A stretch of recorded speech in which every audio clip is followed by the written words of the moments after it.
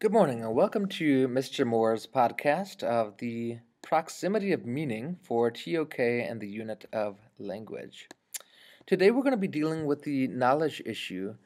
Does the ambiguity of language prevent us from knowing anything? After you read this article or listen to my podcast, rather, I'm going to ask you to identify the following questions. What are the major knowledge claims that I'm making? How do I claim to know? And to what extent does the conclusion of my talk allow language to be a viable way of knowing or not? To say that I know something is, if followed to its inevitable conclusion, a vague if not meaningless statement. I believe this is so for numerous reasons, one of which is the fact that people view knowing in many diverse ways, sometimes, usually, without even realizing it. This is caused because knowing by definition is inseparable from the concept of truth.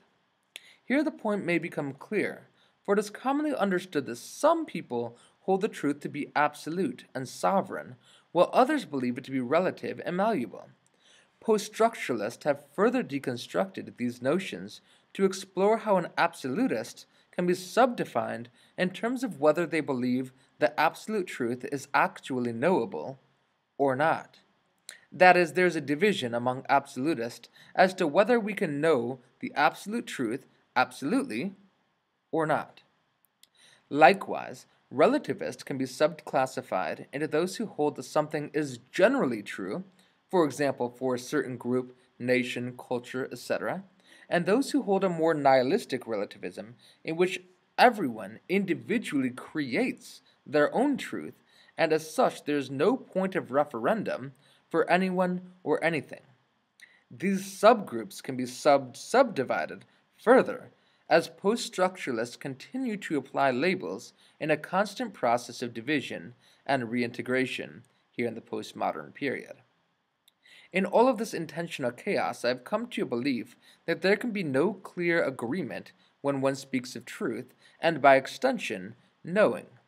If your definition of a word is not the same as mine, we may have a conversation, more likely a debate, around it, believing that we're talking about the same thing, when in fact, we're not. This is actually extremely common in our world. A brief example might be the ever-present debate about an embryo's right to life. The whole debate hinges on the word life. While pro-lifers and pro-choicers both know what life is in their own way, they do not understand it from the other's perspective. The flaw that is made is that they both believe that the other group is lying to themselves about their definition.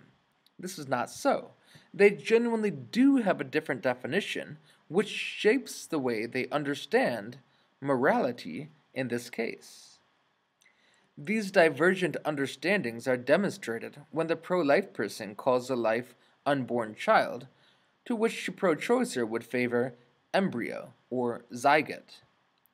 The question then becomes, can two meanings of a word ever mean the same thing to two people? Even the people who propose to agree, for example, can true pro-lifers genuinely say that they have the same understanding of the word life? Take a second and imagine a table. After you have the image in your head, then consider, do you think that your vision of the table is the same as mine? I'm imagining an extended, oblong, light oak table that I grew up with, complete with the surrounding image of my parents' dining room. Others, or me at another time, may visualize a coffee table, a bedroom table, an ice cream table, patio table, pool table, etc. Your point of referendum for the word table facilitates your understanding of the word. Interestingly, if you dwell on it long enough, the word may even elicit an emotional response. In my case, nostalgia for my childhood. There is nothing in the syllabic pronunciation of the English word table that does these things. It is you and your meaning-making that creates the effect just demonstrated. By extension, it is quite hopeless that my meaning of table will ever be the same as yours. Now, you may wish to interject here that when I say table, you do in fact envision some sort of table, as opposed to, say, a hedgehog or a train station. And that is the approximation of understanding surrounding language. To this I would fully agree, for if I did not, then I would have no value in trying to communicate at all. It would not be taking the time to make this podcast. If one meant for a friend to grab a pen for him, and the friend, who heard him quite clearly, and is quite sane and serious, brings back a gerbil instead, you can see how our society might quickly collapse for lack of able communication. This is not unlike the story of the Tower of Babel in the Bible and their respective society. It is nonetheless important to establish a distinction between approximate understanding and exact understanding. The former seems to be more likely to be true, where the latter is all too often assumed. If you, like me, are a particularly critical person and enjoy exploring ideas, you may also raise the objection that you can, of course, point to a specific table and make that table a shared point of referendum. In English, the article the makes this distinction clear. If a man were to ask his wife to please get the car, this means something significantly different than get a car, which might send her happily looking for a mommobile. In the car case, the man is referring to a shared point of referendum, again, and this is vital for our ability to communicate effectively. However, this is still, at a deeper level, only an approximation. The man's wife has a different understanding of the meaning of the same car. Where a man is more likely to see a vehicle as a recreational, freedom-inducing, or practical machine, a woman is more likely to make meaning of it in relational terms of transporting friends and family. It is the same car, but the meaning made is different.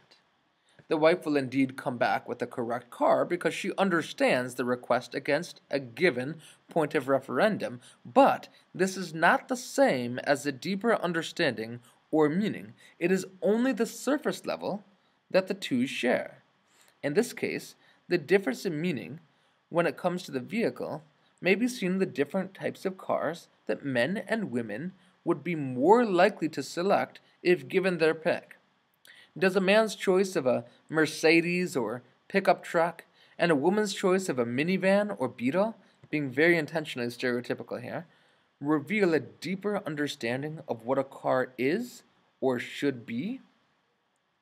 Now, this may all seem highly irrelevant, but bear in mind that through our fairly silly analysis of tables and vehicles, we have established two key points. One, no one can hope to make the same meaning as another. Whenever we interpret or decode a word in any language, it is done with our own perspective, which is as unique as our DNA, shaped and filtered by an innumerable volume of sources, and what's more, constantly evolving. 2. Communication, and by extension society, depend on some proximity or approximation of meaning from sounds and written characters. This agreement and approximation is what we call a system of language, and without language, cognition, individual or communal, is impossible, according to the Whorf hypothesis. One further point here is that language is only partially based on points of referendum. When we're children, a teacher might point to an apple while teaching us to say apple, and is therefore initiating us into the English language system. Later in life, we do not keep that original image when someone asks us if we want an apple, but we redefine our understanding of apples each time we experience them. Tables, cars, and apples all have some commonality at this point in being concrete nouns, objects, as it were.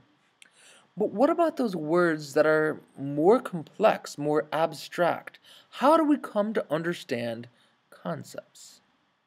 One cannot picture a word such as hope, or inspiration. They may make associated images with these words, but the concept itself is not visualizable. These words are learned through associating language, for example, hope, with specific psychological and physiological stimuli. This is increasingly true the more abstract a concept is.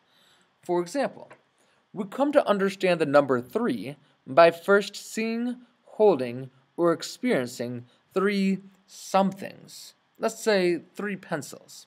We cannot, however, have that same quality of experiential understanding for the number 200 billion. What about infinity? These, as we may say, are inconceivable ideas by the nature of the fact that we have no and can have no point of referendum for these. Even so, we have chosen to keep them in our language and use them as if we had at least proximal understanding. In reality, what we have for these sorts of concepts, and I might include other big ideas like justice, love, life, or peace here also, might be better described as a proximal disunderstanding, not misunderstanding. We aren't missing it, we just don't have it. We're united in our joint inability to conceive these clearly. Therefore, when the U.S. government spent $700 billion to bail out Wall Street last year, we're shocked, not because we know what this means, but because we've learned and agreed that shock is the socially appropriate reaction to such a figure being doled out by one's government. After all, we do have the IRS as a shared point of referendum for this one. So, we've established that language is, at best, a system of approximate shared understanding, and in some cases, concepts and things that have points of referendum allow for greater accuracy in understanding, though this is still on the surface. Things that do not have shared points of referendum are far more difficult to understand and therefore have a greater margin for error and disunderstanding when applied in conversation. Misunderstanding can also occur and further complicates this matter. Remember the 4 ear models that we saw on TOKTalks.net. I will now return to my hook and say that I know that to say that I know something is, if followed to its inevitable conclusion, a meaningless, or at least vague, statement. Everything you think you know is contingent on your language with which you process the thought. Your language, as demonstrated, is contingent on your experiences, emotions, culture, etc., unique as your DNA. These are largely factors that are beyond your control. The bottom line, then, is that you believe you understand something based on whatever criterion you value, but you have no objective perspective to validate this claim, nor the ability to perfectly communicate it, even if you did. This is not to say that all is meaningless. On the contrary, this is a call to make meaning and then make it again. This, when applied to the culture or faith systems, can help us distinguish between tradition and traditional. All traditional things were once original expressions. We could argue that the tradition in our strongest cultures and faith systems is to develop new ideas, new meanings through ongoing creative expression. I have the impression that early expressivist artists, musicians, tailors, etc., in any culture or any faith would encourage us to move beyond their ideas to keep the tradition of creating alive.